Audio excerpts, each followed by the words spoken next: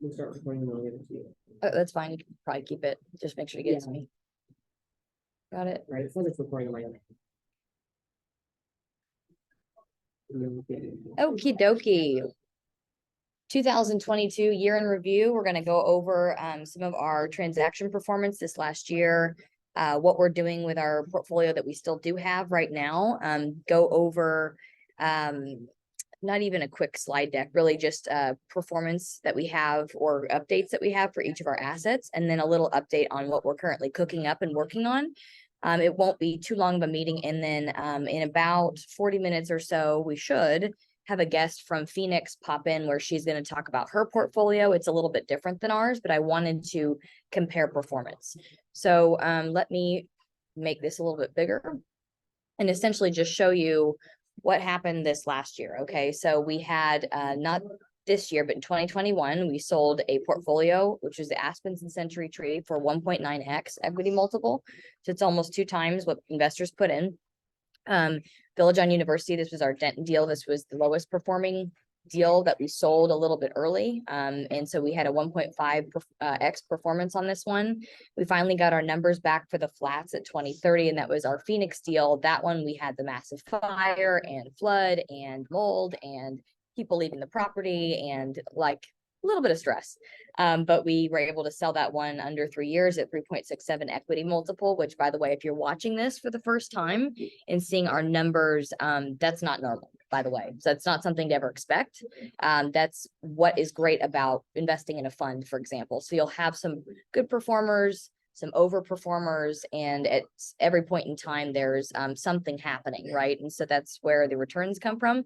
So those are the properties that we've sold. And then we had a total of 9 properties, about 1,000 units.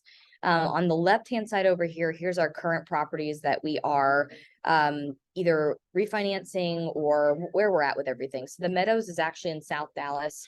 That one we have successfully refinanced with Arbor Mortgage. That one, we should be getting a distribution anytime soon. And without getting too much into detail, some of us that are on the deal are a little concerned about why we have not in an extended period of time, almost over 6+ months. And then we did refinance. So hopefully we'll have an update on that soon. We'll likely be auditing the financials on that property. So that's coming after the holidays, likely when everybody comes back. The Larson, this was actually called Park Royal Apartments.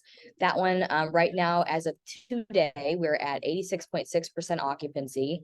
So we're almost to 90%. And so we've already agreed with our refinance lender that we're going to go ahead and get started and get all of the data put together and submit our loan package. And then basically by the 15th-ish or earlier of January, we'll have a 90%, which is what we need to refinance, and also prove up the NOI that we need to be at 5.7 or 6 million for our refinance value. That was what we originally got a appraisal for, stabilized appraisal when we purchased the property. So that's the goal. So we're working on that. And so whenever you're in the middle of a capital transaction or refinance, if we had distributions coming or in process, they always get stopped because there's always rate lock fees that we don't necessarily expect, or extra fees that we don't expect. So for example, with this volatile rate environment, I don't know the answer to this, but I think in January or at least Q1 of the year, next year, 2023, that we're going to have a couple more rate hikes. And so that's another thing where if we want to lock in a rate, or it depends on which lender we end up going with, that's another set of fees that, we obviously don't have calculated for. This was something going into these deals. We didn't know that this was going to happen. We're going to have like 2, 3, 4, 5, 6 rate hikes, you know what I mean? And having to pay to rate lock. So we need to hold our cash and make sure that we have enough to be able to get through the refinance. And then afterwards, looking at the free cash flow net of, expenses, of course, then we look at, what can we actually distribute? And our goal, of course, because we have some investors in that deal that are preferred return investors, or all of them actually, that our goal would be to get at least the preferred return out to investors for year one. So, but again, we're in the middle of a refinance now, so that will halt for about 3 months, or a quarter.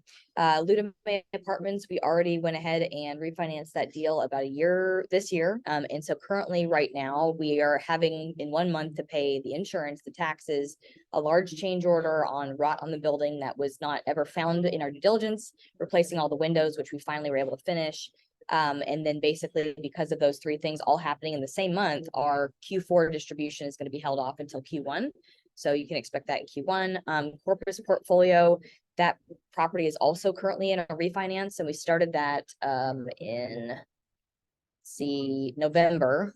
So we normally would have another distribution for Q4 in December, but again, we're holding for 3 more months or 4-ish once we finish the refinance to reevaluate.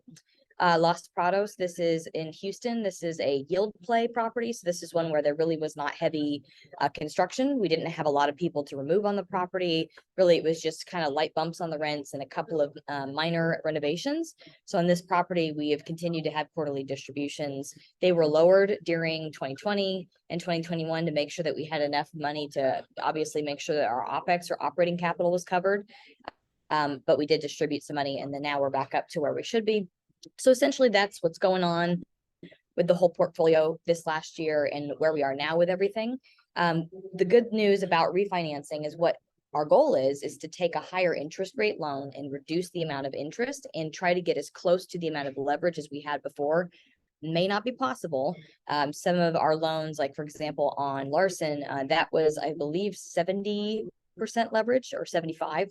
And so we may not be able to get that. We may be able to get 65%, but point is what it will do is it will lower the monthly mortgage bill. And so that will create more cash flow, right? And that's the idea, is to have that cash flow. So that's essentially why we do the refinances. And then if there was a huge spread between what we originally purchased the property for, the refinance, and a couple other factors, then there may potentially be a distribution. But really, most of these first refinances are just to get out of a construction loan and to make sure that we have a longer term loan structure, and then we're able to free up more cash flow. So that's essentially what a refinance is doing. So right now, I guess, as far as activity, we don't have these under contract. We're working pretty hard, but literally as of yesterday, the funds that we do have, so one is for accredited investors and the other is for non-accredited investors. Those funds are targeted towards distressed assets. So whether they were COVID distress, which is what most of these opportunities came from, or whether in this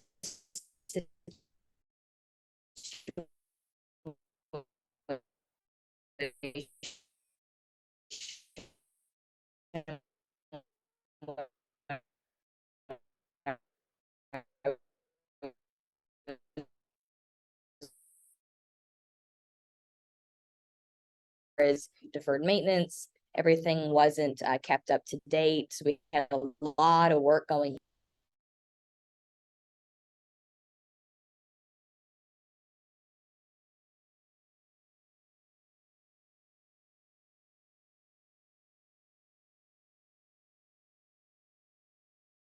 The other is almost 80% occupied and needs security. So it's just a different type and different type of distress.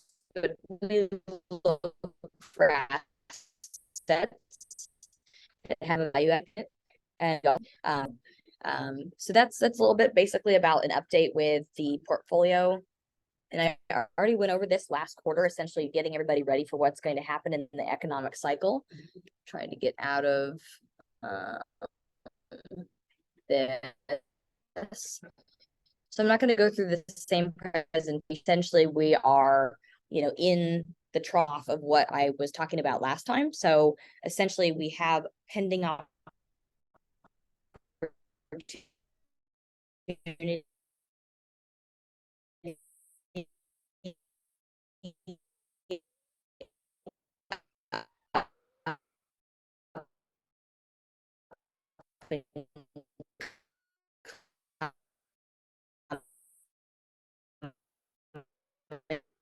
with the market changing and going back up players in the deal, right? So you always want to be a preferred investor.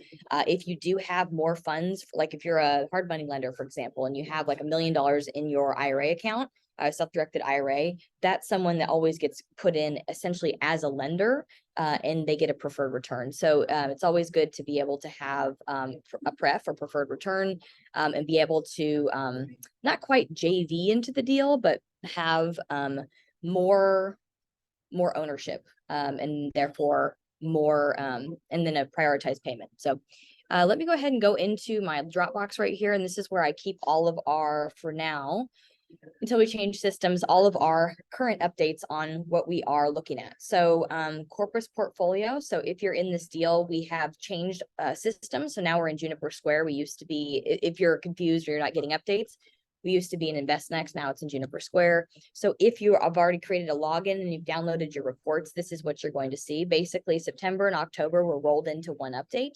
And essentially, we're just talking about, and I'll read it off to you, but we're just talking about what's going on. So executing the business plan, of course. So we've stabilized Bella Vista. If you remember, these were renamed. It's ready to be refinanced. So this is a little bit old, right? This is given to me in November for Q4. And then basically moving forward, now we're in the refinance period. So it's above 90%. And Green Park, they've continued not leasing out units because of the redevelopment project. We had a fire, if you remember. We received our final set of comments back from the city and we've responded. And if you got this, there's an attachment. I'm not going to open that right here, but it's got the site plan that's been submitted. And then the city obviously has to approve that to be able to refinance. So it's always good, in my opinion, to be able to, so if you have two different deals like this, we bought it as a portfolio, but if we're able to separate them, then you can sell them for more profit, because essentially you have two different properties, you could have two different buyers. We may end up changing that later, but if you have two different loans, then you have the opportunity basically to be able to sell them separately. So you can see the physical occupancy that we're dealing with at Bella Vista, and then at Green Park, of course, if or when we have approval from the city to be able to, again, architectural drawings and engineering has to give a thumbs up, then we're going to be able to go in there and renovate as quickly as possible. And then when that's happening, then we'll be able to obviously see this physical occupancy and economic occupancy increase. Distributions, again, the distributions will be going back after refinance of the Bella Vista is complete. We're still in the stabilization phase of the project. I'm not going to read every single word, but you get the idea. Basically, one is ready to be refinanced. So we're holding distributions on that one. The other one, we're awaiting the city to approve us finishing off the units. So on the Corpus Christi market, Elon Musk is working towards building a 375 million lithium refinery west of Corpus. We did not know this going into buying this building.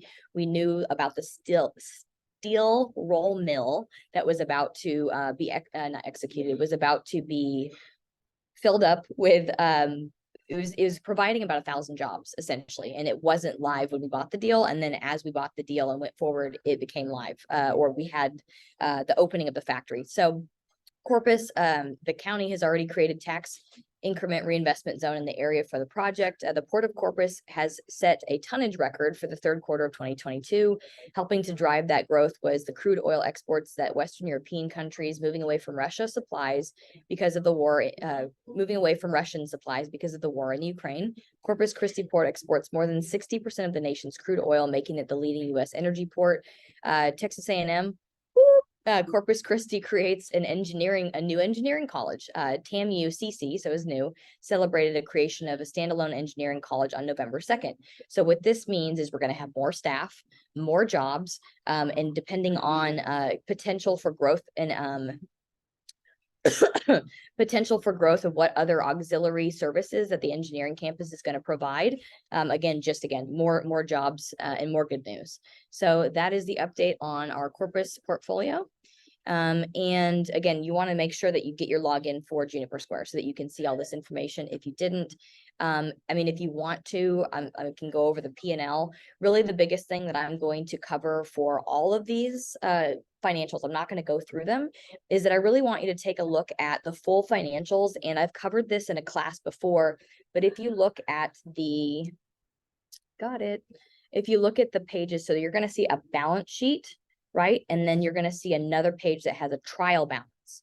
when you're looking at these, even if it's quarterly or monthly, whenever you have the time to look at them, you want to make sure that the balance sheet total aligns with the trial balance. That is where we detect fraud. If we don't see those two adding up, that, and again, we taught an entire class on this, and that is available in our what is it, Thrivecart login for those investors who are Women Who Invest Wednesday. If you want the full hour-and-a-half course class, excuse me, but essentially that's something you've got to pay attention to. And we always make sure that in these P&Ls and in our financials that those plus a few others are available for you to look at and analyze. So a lot of my investors have asked me, like, what am I looking at here? So I just want to reiterate, that's one of the biggest things to look at, but really for me, I want to see NOI progress, right, over time. So as long as we're taking a step in the right direction, the net operating income is increasing, that is what drives our value, right? So if we see we've got a month of NOI at like -2,000 and the next month it's -44,000, then I would be asking some questions, right? So that's something that you want to be paying attention to over time. Let's see. And then if you have any questions, of course. And so again, this is just the same thing, the P&L for both Bella Vista and Green Park. So let me go back to the other deals. So like I mentioned, we had 9, and so we sold a handful. And so now we're down to a few. Larson here, these are super outdated. But if you have not been paying attention to the constant updates that Erica has been sending, she's been doing a great job at making sure everyone's up to date on this deal, because we had some issues with, number one, our construction company not finishing to the quality of what they should have on time when we should have. Construction delays reduces heads and beds, which reduces our income, right? So that's a problem.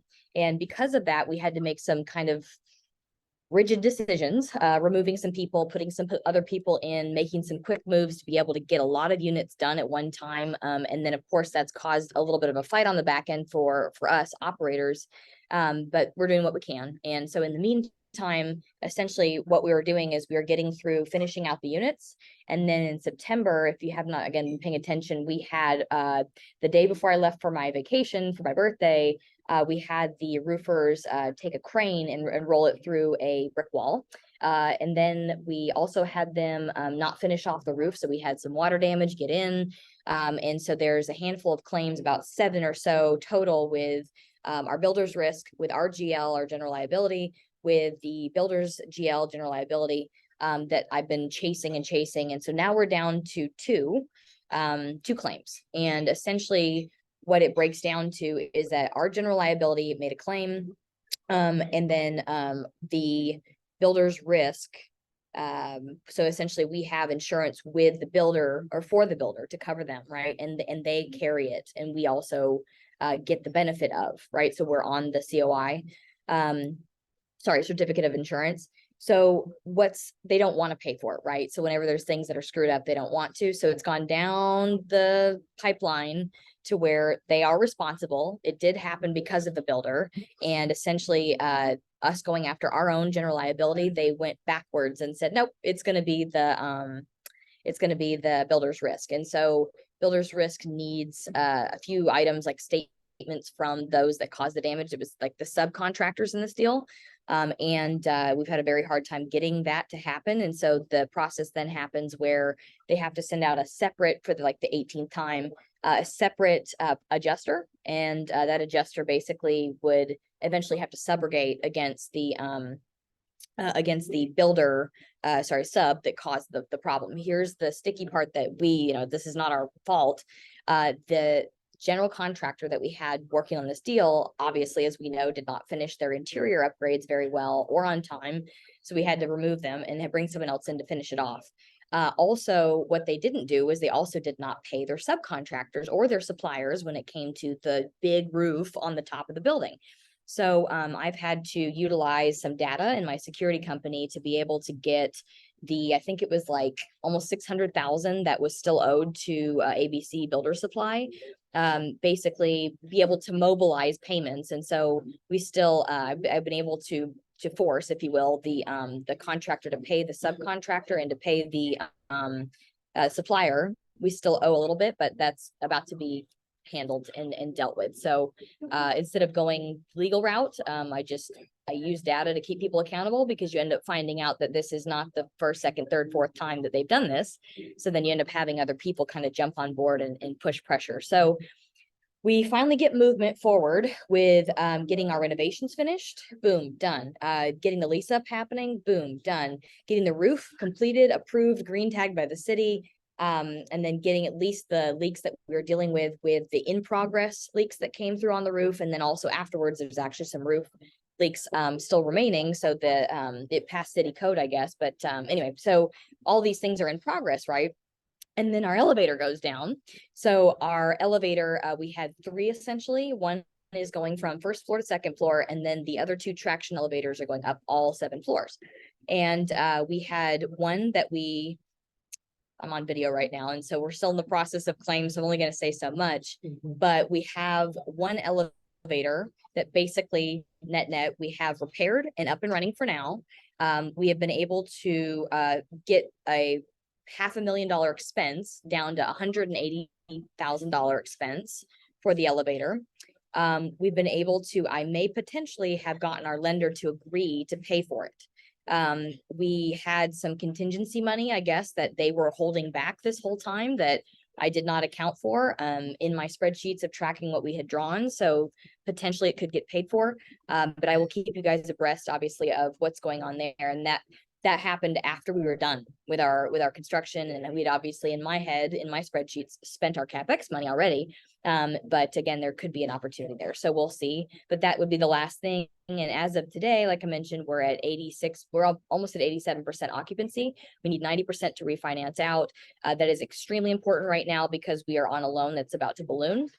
And we do not want to become one of the distressed properties that are out there, right? So, however, one thing that's great is that our lender is kind of cool. So they've already in writing agreed to a whole nother year extension, worst case. But the thing is we're going to be at like almost 9% interest with that loan. And so goodbye your returns, goodbye cash flow. So we're doing our very best to change that loan structure, likely get into some kind of a bank loan so we don't have a prepay penalty. We've got about 4 buyers that have been up our tail for the last 6 months, trying to buy it distressed. But I said, no, we're going to stick with our plan to finish this off and then not give you the buyers financials until we're at 90%, because then it would actually prove up the NOI and income, even on a trailing 1 or 1 month profit and loss statement, to be able to get that value that we need to get everyone their exit return. So I'm glad that I stuck, my feet in the ground and waited, but we're almost there. And then, so if you want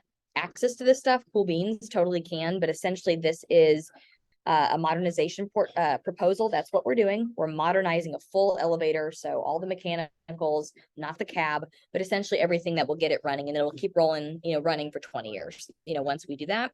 The other one currently is repaired. And that is a big issue because we do have some veterans upstairs that we have to take care of. We have a lot of people in the building that depend on those elevators, right? So we dealt with a lot of very stressful things. And for now, we're about to turn a major corner with this property. And then if you'd like these as well, we did have another broker who also wants to sell it. Give us a few quarter reviews of the city of Amarillo from ALN.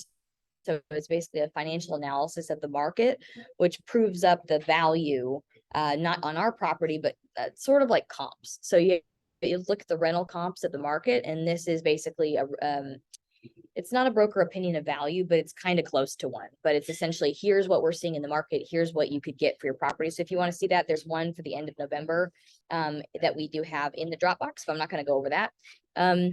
So anyway, we're about to turn a corner on that property, which is great. Ludame, I mentioned earlier, on this property, we are over 95% occupied. So I don't even know how much you really want me to go over on this property, but all of our renovations are completely done. The windows were something that were on hold for a year. So we basically waited with the money in the bank account for that job to get finished. They screwed up about 7 windows and then wanted us to pay for their screw up. So that's where we kind of had to negotiate down. They wanted like 20 something thousand change order, and so we ended up negotiating down where we got the windows for free. And we just had to pay for the jams and the rot that was replaced on the windows that they screwed up. So that's one of the reasons why I had mentioned we're paying for insurance, taxes, this large change order that we didn't, expect to ever have to deal with, all in 1 month, right? And so that normally our Q4 distributions pretty much got eaten up by that change order and we had to pay for it, or they were going to put a lien on the property. So we just paid for it. So sorry, we're going to wait till Q1 to distribute some money on this one. But yeah, we're stable. And essentially, occasionally we'll get requests for financials for a off-market buyer, and the property manager is pretty well connected. So she constantly will, hey, you know, can I send this out to so-and-so? And so that will turn into something. But my guess is probably next summer. They'll probably will be serious interest. Everyone's so shaky in the rate environment right now that they're, you know, and it's also the holidays. So, but we're still getting kind of poked, you know, for our financials. So that's stabilized. Los Prados, as I already mentioned, I can kind of, let's see, October. I don't even know what this is. We have two reports on these. One is like a verbal and one is a graphic. Yeah, so this is what we have. We have one that, like I mentioned, you have your whole set of financials, you know, 100 pages or so. And then this is like the pretty summary that you'll see on this deal. Again, this is through October. You can see our occupancy trend here, 96, and now we are 93% in October. Sorry, 90% in October. And pre-leasing. So this is a property again that we didn't do heavy construction on, and we just kind of bumped the rents. And there, it's a huge property, so it's essentially just a yield play. This goes through all the applications, all of the referrals, and we did have an incident where a resident fired off several shots from a firearm, which caused damage to his unit and 2 units next door. Imagine the scare, you know. So that's why we had some people leave. He was arrested later, released on bail, and we hired a temp security guard because of the fear again caused to our staff. They felt unsafe, refused to come to work. Obviously, when people don't come to work that are leasing stops, right? So that's why we can see the change in leasing. We've now hired a permanent, experienced on-site manager, hired a maintenance supervisor, so turn the staff basically, and interviewed for a porter position and an assistant manager. The asset management team regional manager also is on-site weekly to ensure continued progress. Our asset manager for this deal is in Houston. He lives there. So uh,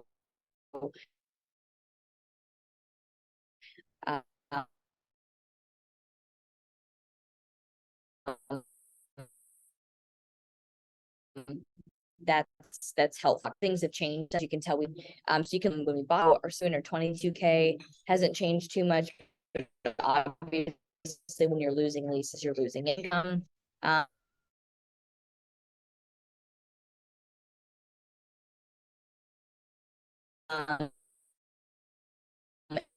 And then the